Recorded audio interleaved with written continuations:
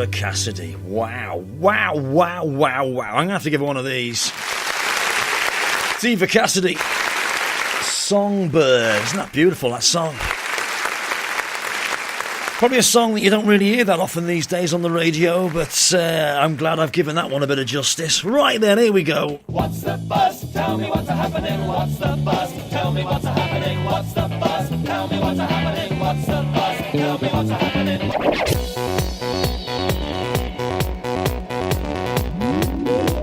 So, what's the buzz? What's going on? What's happening? What's going on around town? Where can I go tonight, I hear you say? Well, there's plenty to do. There's plenty to do in the area. And so, here we go. Up at Theatre Clwyd, playing right now until the 29th of October, is the brand new production called Pilgrims, written by Eleanor Cook and directed by Tamara Harvey. Now, this tells the story of two best friends, Will and Dan, who are thrill-seeking mountaineers.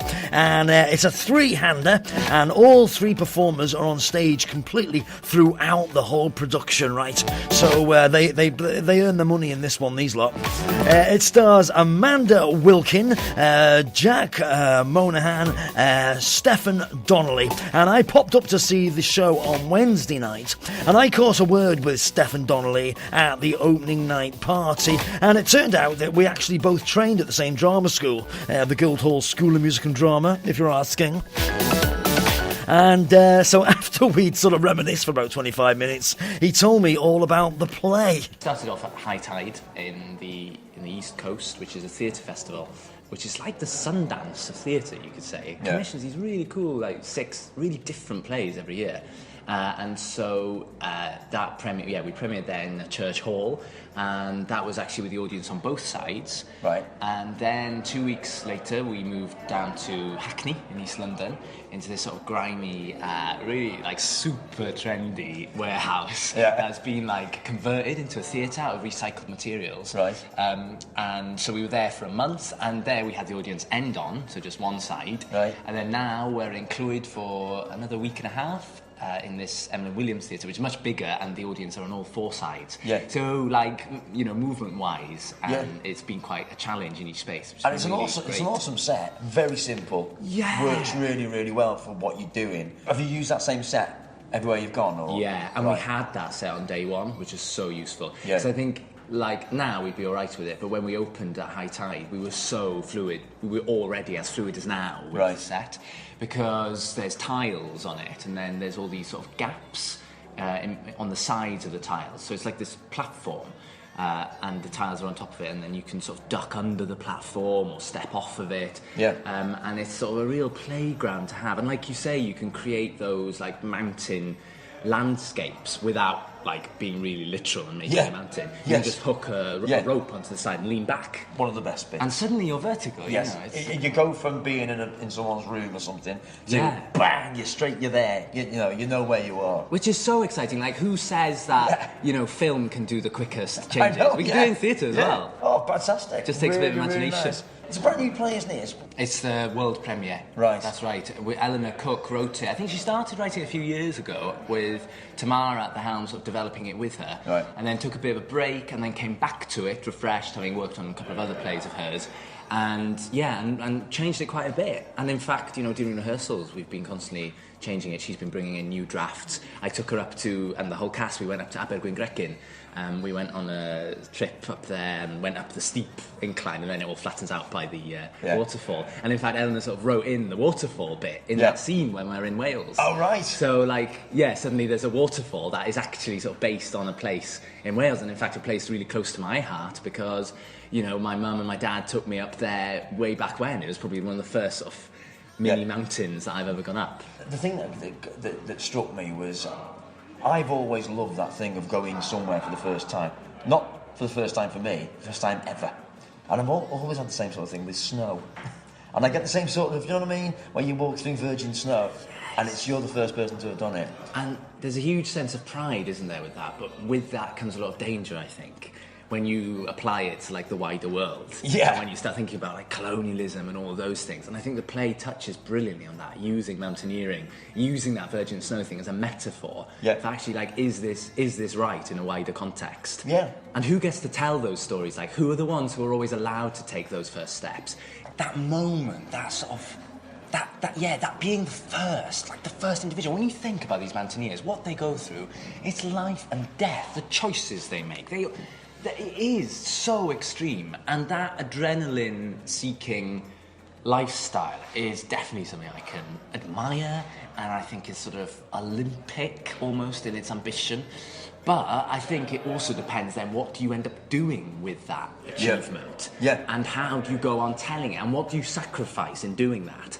And, you know, thinking about a wider context of like battles, for example, battles won, or generally just history told. Who are the ones that get to write that history? It's often the victors, the people who win, and so they want to tell a different version. You know, stories get warped so much. Or it's the survivors, and they will have a different perspective on things.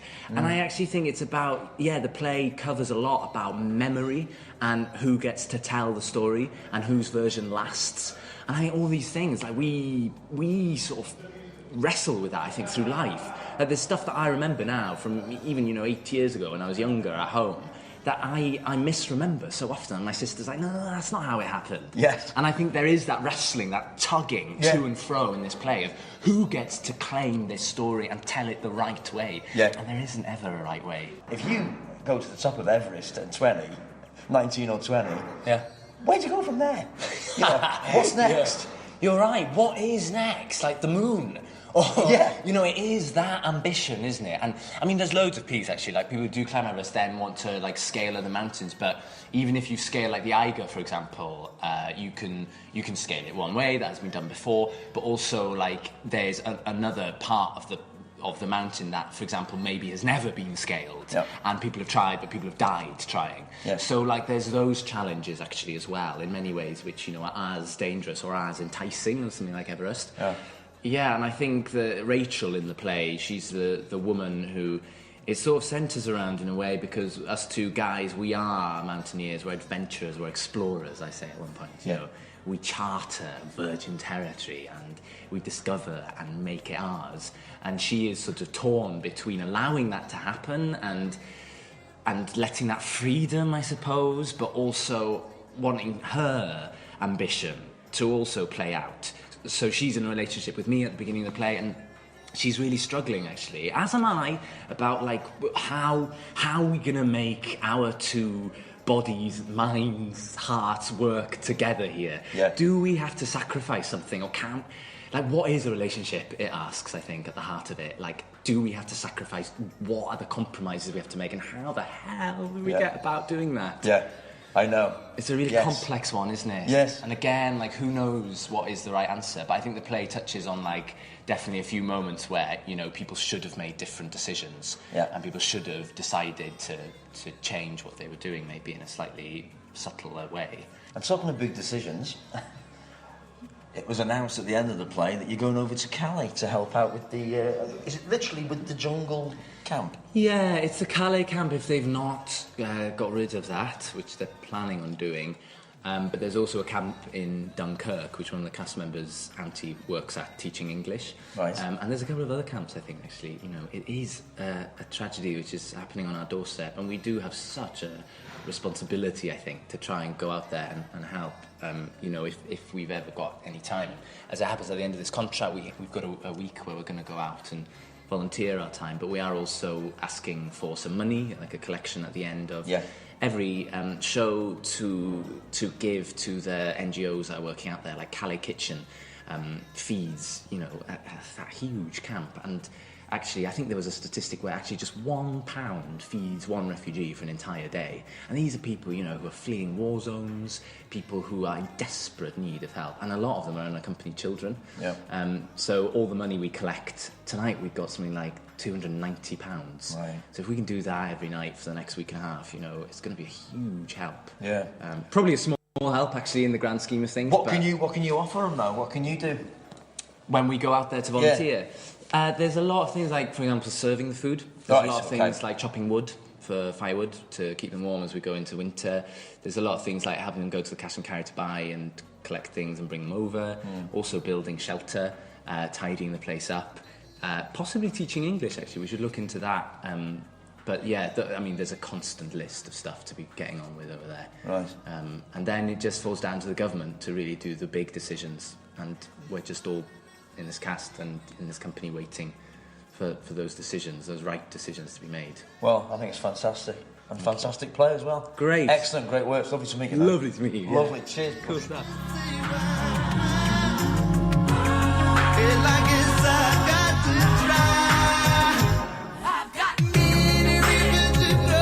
What an incredibly nice bloke. There he is, Steffan Donnelly, and he is playing the part of, let me just double check, he's called Will in the play. And as I say, it's a three-hander, it's a great piece, really good. Only lasts about an hour and 10 minutes, so, you know, you can get back in time for the X Factor.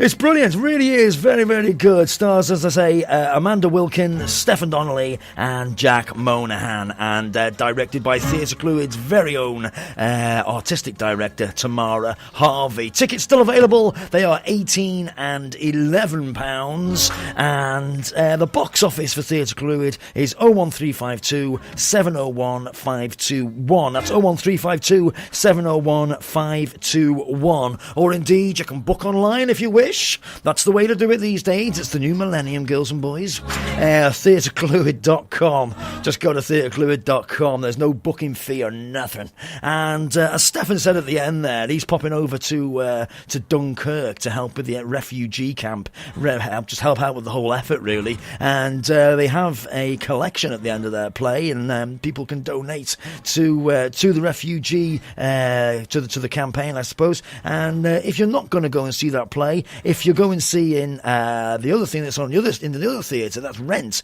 If you're going to go and see that, I'm pretty sure you can still make a donation if you want to. That's Steffan Donnelly, who was in more ways than one quite a guy.